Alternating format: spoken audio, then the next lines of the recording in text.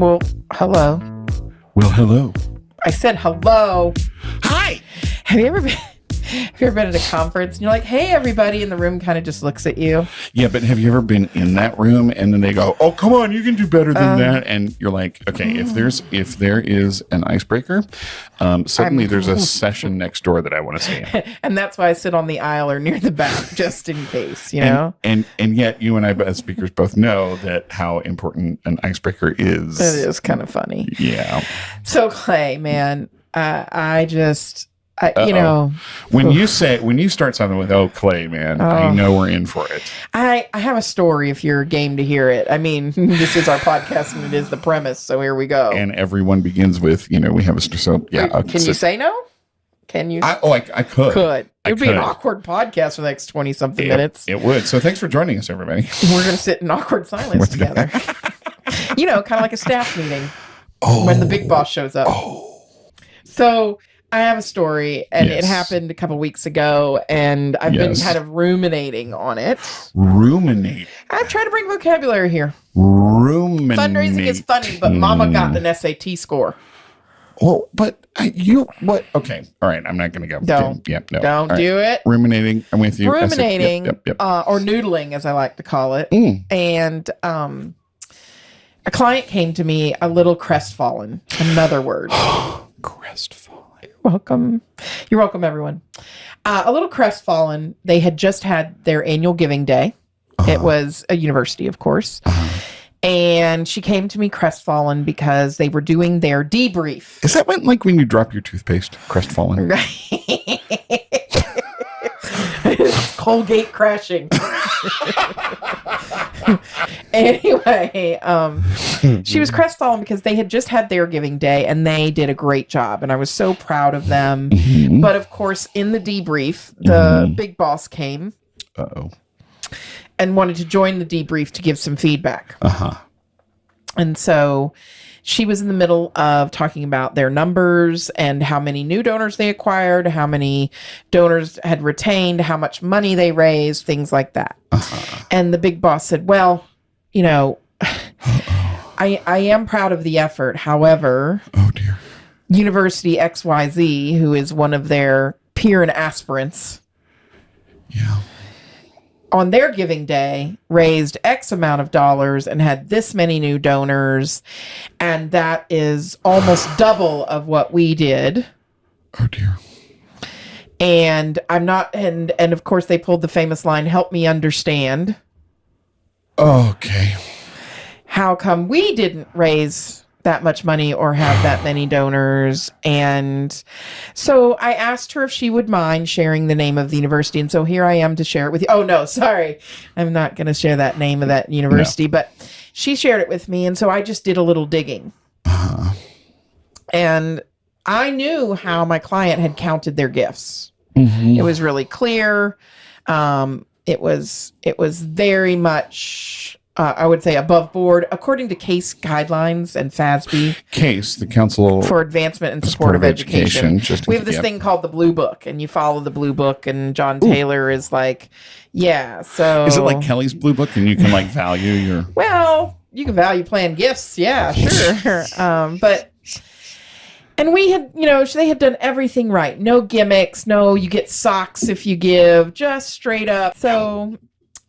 all this to say, then I dug into the peer and aspirant institutions giving day. Peer and aspirant institutions. You are a regular thesaurus today. I am on fire. En fuego. That's en fuego in Spanish for those of you who also are not polyglots.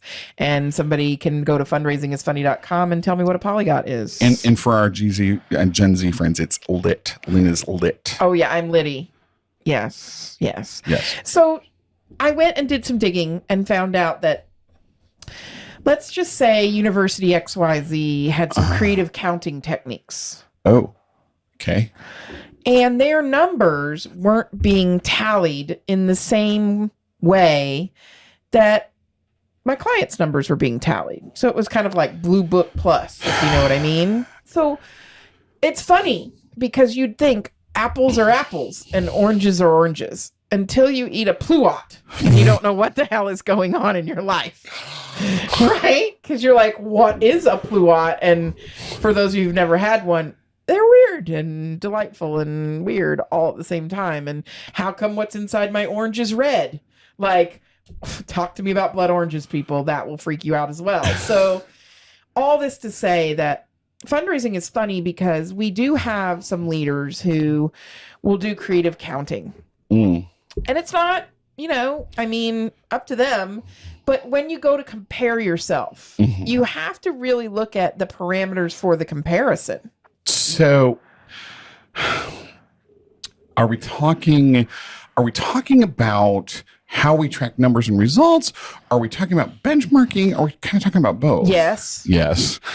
Yeah. Like Clay, in your world. Well, yeah. So there's 1,000,001 stories, and could go on for hours. But I think this might relate to your world as well, because I've seen this done now a few times, and it sort of makes my head hurt. Now, when we say major gift, and people say we need to invest more in major gifts. First I go, okay, well, what to you is a major gift? And really, okay. And that I'm sure we have talked about in other episodes and just sort of, beat into the ground. And when we say major gift, are we talking about an annual gift that we expect to get as part of our budget every year? And therefore we expect that donor to renew it again and again? Or are we talking about a major gift that's for a specific project or a specific campaign? Right. Or, really let's put some definition to what we mean, because what I sometimes see is major gifts is a separate budget line item. Yeah, all the time. And how exactly does that work? Because if I make a major gift, my gift goes into the separate budget line item. But if I was solicited for not a major gift and my projections were in this, it gets messy. You're making my head hurt. Right. Precisely. But also, why do we compare? And then I get slammed into quote unquote portfolio, because this year I could afford to give it the major gift threshold, but next year or last year I wasn't. So where am I? And we're going in going, oh gosh, our annual fund results are just terrible, but our major gift number is through the roof. Well, is it? But why are we also so comparative? What is this benchmarking obsession? Higher ed is absolutely obsessed with benchmarking, and I'm like, oh, navel gazing, you mean? Numbers lie. Now, I am really trying hard, because for the first 50 years of my life, I eschewed. There's a word. I eschewed physical activity and the gym culture. I have in the last year become a gym bro. And my trainer, to her credit, says to me frequently, the only person you have to compete with is who you were yesterday. Oh, I like that. Which, for a while, I sort of went, okay. I really like that. But the more I've absorbed it, right? Yeah. And we're adding weight on, and we're, I keep looking myself in the mirror going, the only person I have to compete with is who I was yesterday. And I tell that because that is the point of benchmarking. The only competition, the only thing that I have to strive for as a fundraiser is, am I better than I was yesterday? But then how come our leadership is absolutely frothing? So how come my friend experiences, my client goes into her debrief meeting and her boss says, or her boss's boss says, well, so-and-so had their giving day and we didn't reach their numbers, even though they have no merit or basis of what their numbers are on even. Well, let me ask you this. If we're going to talk about benchmarking comparison, how many snacks can you devour in a short sponsorship recognition break? Oh, let's find out. You want to find out? Yeah, I need a snack. Do we need to set a goal and a benchmark to get there, or? No, I'm fine all by myself. All right. Okay, I cannot be trusted.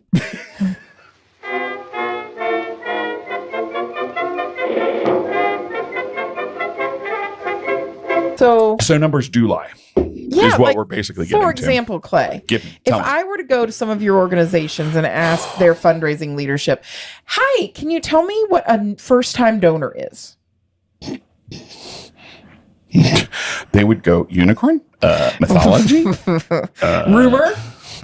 Rumor has it. Rumor has it. Okay, yes, a first-time donor, yes. So some organizations define a first-time donor as somebody who hasn't given in 5 or 10 years. I might have to have another snack break on that one. Some people define a first-time donor as like, oh, well, they gave to our unrestricted fund, but they've never given restricted. So now they're a first-time donor to a restricted fund. Whereas me, I'm old school and simple. Have they ever exchanged gifts, property, or otherwise things with your nonprofit before? First-time donor. Have they ever given before, right? I mean, you don't have to agree, and nobody has to agree with me. I can't agree because I'm having a nap now because that just rocked me to sleep. So, yeah. No, 100% with you. All that to say is 100% with you. What one organization measures as a first-time donor and what I measure as a first-time donor can be two different things. Correct. This numbers that lie thing comes up in many areas. Like, have you ever had the good fortune of having a conversation with somebody that runs an annual fund at a university and says, well, what counts in the annual fund? Yes. And then 7 hours later, woken up from your nap and been like, oh my God, that's an interesting, what is annual giving? What is a major gift? So how, like, this numbers lying thing is important because people are put under so much pressure. We already have retention problems in our employees as it is. In our industry. Well, we have retention problems with our donors. We have retention problems with our employees. We have retention problems with our leadership. Sometimes I even have water retention problems, but that's a whole nother issue. All this to say is, okay, so what does it mean? I just sighed into the microphone and fogged up my glasses, and now I can't see it. Like, I mean, that's funny. That is funny because it makes you look awkward, like you got a fog storm in your face. Well, but I'd rather have foggy glasses than try to dig into some of these wonky numbers. Well, but are wonky numbers a result of, have you ever seen an organization who had some numbers one year and then when they got a new leader, they had completely different numbers the next year?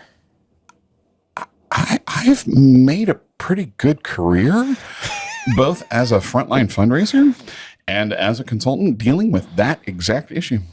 So how do we understand, how do we combat the number blues? Here's the question. And I think this is for others to discuss at other higher levels. The question is, do we need to invest in standardizing numbers for the profession?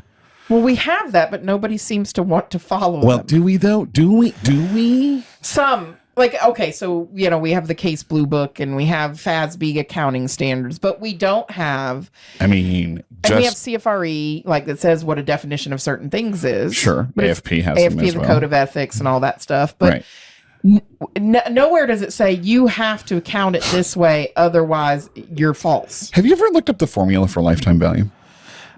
Whose formula? There you go. Precisely. Right. There are at least 5 that I know of different calculations for lifetime value. So this reminds me. Okay, so I was a kid once. I know, hard to believe. I was a child. And sometimes it's not, though. Sometimes it's very, very, very believable. Still a child. And my dad, of course, worked in the food industry. And all of a sudden, one day he came home from work and a work trip, and he was really upset. And I couldn't figure out why he was so upset. And he was mumbling, and that's usually means that he's really upset. And the year was 1988 through 1990, so that's a year in my life, apparently. But about that time, my dad came home mumbling, and I said, "What's wrong, Daddy?" As I ate my, Jell-O that my mom had carefully made for me that day after dinner. And he said, "These labels. And I was like, "What's going on with the labels?" And he said, they passed a new law that said that every food company in America has to use the nutrition facts same labels. Well, at the time, he was the CEO of Planters and Peanuts, and that was going to cost them millions and millions and millions of dollars. Sure. And he had to redesign. He had to have all the packaging for the nuts and the snacks and the cheese balls and everything redesigned because regardless of the company, you have to have the same label for nutrition on it. So the reason I'm telling this story is not just because I'm talking about my dad, who I love dearly, and my mom, but shouldn't we all have the same nutrition label on our fundraising? Well, but I mean, and this is a totally... Would standardizing help? Would it help? And this is tangential, but forgive me. It's okay. Because some of the people that I respect most, and I have always said and will continue to say, the best friend, the best relationship that a development officer can have internally is with your chief financial officer. Amen. Do not at me. I don't want to hear it. We'll discuss it in a different episode, but sure. Fundraising is about relationships. Yes, fundraising is about relationships and bringing money. And if you and the financial officer are on the same page, your job, your life, everything is going to be a lot easier. But we have financial officers who come from different backgrounds. I would very much like to encourage boards and leadership and CEOs to bring in financial people with specific experience in nonprofits. Yes. CFOs that have never been around fundraising before do not understand the complexities and the issues around nonprofit accounting and what needs to go in it. Just as simple as how you record a pledge, because I will be, whatted if I am not counting that 5 years of payments. I know you accrued it in year one, but it's still okay for me in year two. But simple as soft credits. I had a CFO, a very good, very talented CFO, but I had a CFO tell me one time that soft crediting was the most unethical thing she had ever heard of. I know, right. Then how do DAFs and community private foundations? Precisely. Well, no. A DAF is just a checkbook, so you can record it to the donor's account. No. And all this to say... Fortunately, I resigned before the audit happened, so I have no idea what happened there. But anyway, no, my point is, could we standardize that? There's a vocab word. Look that up in your Funkin' Wagnalls. That's like strategery. Standardized. Does anybody else remember? Look that up in your Funkin' Wagnalls. Heck yeah. Laugh-In? Strunken White, too. Strunken White. But for those of you who are listening that don't remember Laugh-In, please search out episodes of Laugh-In, Rowan and Martin's Laugh-In. Trust me, you have never seen anything as funny. Anyway, and sometimes fundraising offices are a little bit like a Laugh-In episode. I feel like our podcast is a little bit like a Laugh-In episode. I mean, I have worked with marketing people that are Joanne Worley. I'm just saying. And database admins that are Goldie Hawn. But that's a whole other story as well. Donors that are Goldie Hawn and Overboard. You're welcome for that movie reference. I love that movie. That's such a great movie. You're welcome. That is such a stupid, great movie. What's our punchline? What's our punchline, Clay? Standardizing across the sector, I don't know. I think that would be huge. And who is the arbiter of that? I think the punchline is know your numbers for yourself. Benchmark? Sure. Compare and see what others are doing, but understand the differences and the nuances, and don't compare yourself to an organization that isn't doing the exact same thing. You only have to be better than or as good as you were last year. Agreed. And here's the other thing. If you know your numbers and when you get educated on your numbers and the industry, and my punchline is this, stand up for your numbers and know.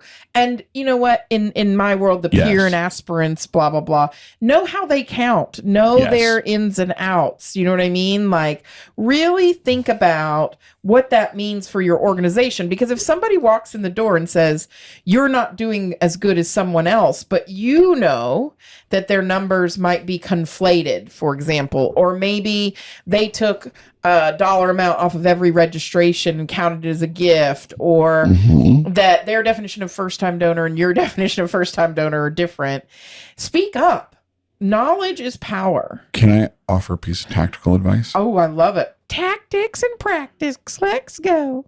I don't know where that came from. It's our new jingle, though. Dashboards and CRMs out of the box may not be set up the way you think about them. And I know too many folks that trust their dashboard without knowing what goes into it. So make sure that somebody at your organization knows exactly what is going into those dashboards so that when you are reporting on them, you know what you're talking about. That is where we will fall apart every time, is if we don't know the numbers, right? If we don't know our numbers backwards and forwards and what goes into them. So again, the takeaway, know your numbers, know what you're measuring for you, measure what matters. Have you had one of those situations that you want to share with us where somebody has used numbers either against you or just not in a way that made sense for you? And you were like, how do I battle through this? How do I think about this? Let us know. We want you to share. You can go to fundraisingisfunny.com and, you know, we can talk through that with you. You can join our community and really, you know, walk through what are those challenges? Like, do you have a funny story about data, maybe where numbers got messed up and you were like, da, da, da, and then the numbers were like, yeah, no, you know, or because we've all done that. We've all, you know, had that moment where you're like, how about the great number story, right? Yeah. Tell us a triumph where you used numbers and you were like, take that. Hi-ya! Or you walked into some meeting and you had your numbers and you knew them backwards and forwards and you right. And you knew what you were talking about, so you weren't shook at all, you know? So shooketh, exactly. Be not shooketh, knoweth thy data. I feel like that would be in Gothic script and should be a tattoo or a face sticker. We need to get you some help. So on that note, we will see you next time. Thanks, everybody. Take care.